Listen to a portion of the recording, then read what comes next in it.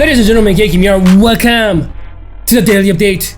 Hope you guys had a good day trading. Today, market is up about 0.04%. Higher on the S&P 0.2%. Semiconductor same, down negative along the transport. Russell 2000. Banks, energy, biotech, healthcare, home builders, utilities, retail, emerging market, every single sectors are seemingly slightly green today. Bitcoin down quite heavily. Gold, silver miners are down. Dollar up. Oil up. Treasury bond down. The rates are up. VIX is down a little bit. Let's stick with S&P 500 ETF.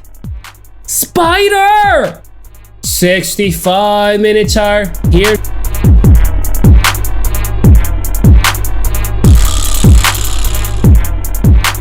So this is what we closed on Friday. It looks like we actually pretty much opened slightly higher here.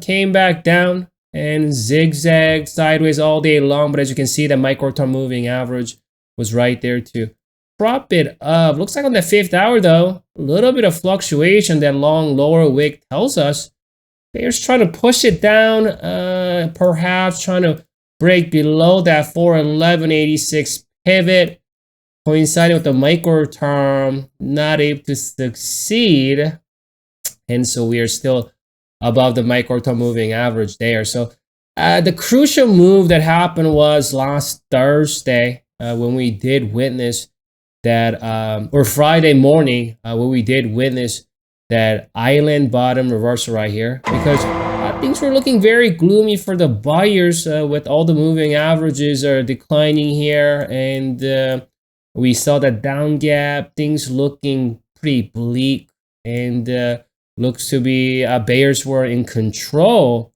But with the one gap up, we gapped above the previously open down gap. We got above it. So now this entire thing became that island bottom reversal. Perfect. And in that process, what happened was it reclaimed all the moving averages in just 1 hour move. As you can see here, all the moving averages all colliding in that vicinity, and we were able to get back above the long-term moving average. Keep in mind the long-term moving average has been rising this entire time. As you can see, as I zoom out here, as you will see that as the long-term moving average rise, right, long-term moving average acting as resistance, it was reclaimed with this pretty decent sized gap up right here around March or so this year. And ever since then, that that long-term moving average has been rising, right? So that means we want to give benefit of the doubt to the buyers. We did get slightly underneath it on Thursday, but the overall trend was still to the upside until we see that long-term moving average sloping down, and we didn't see any of that, especially with the very fast reversal we saw on Friday.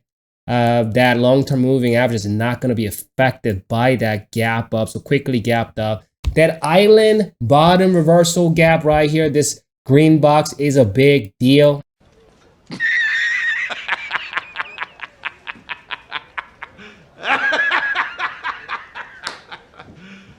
You serious? Because that 420 island down gap that was open in September, right? This down gap has been the kryptonite for the buyers. Buyers were not able to get above 420 since September last year. There were many attempts in February and May. As you can see this year, there were many attempts to get near to that level, but it seems that every time bulls trying to get up there, things were extremely difficult, and how bears are overly protective of this 420 island down gap.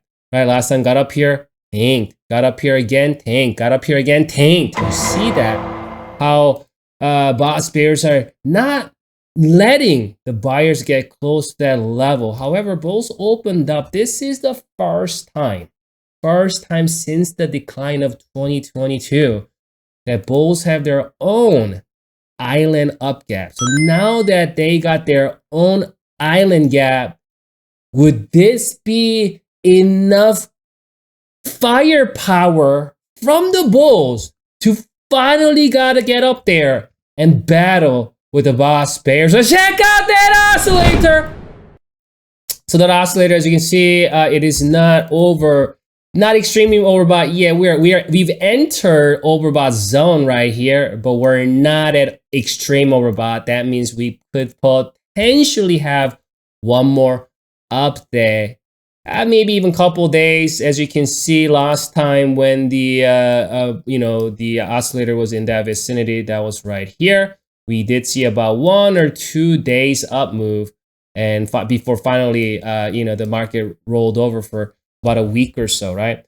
So if we do see another uptick, there's a good chance at least bulls can come and retest this. And bulls want to make sure fill this down gap, right? This puny little down gap. They want to make sure to get this job done before this thing gets overbought, right? Because if this down gap remains, let's say we get up there tomorrow, we don't quite fill it, and then we hit that overbought, that's gonna be bearish, at least in the micro to short term. I could see bears bring it down to retest the micro term, even coming all the way down to retest some of this mid-term, short-term, long-term, even potentially retesting this gap there and threaten to fill this. And this up gap, this island up gap, is must protect up gap for the buyers. Hey, relax. I need NOS. I need NOS. So you do not want the bears start coming around anywhere near this up gap. So it's best bulls go up there and fill this gap, this little gap right here. If not, you may witness bears preparing to push it down and threaten to fill this island up. Okay, I'm gonna come back for you. We'll reassess the situation. Asian injury evening look training tomorrow.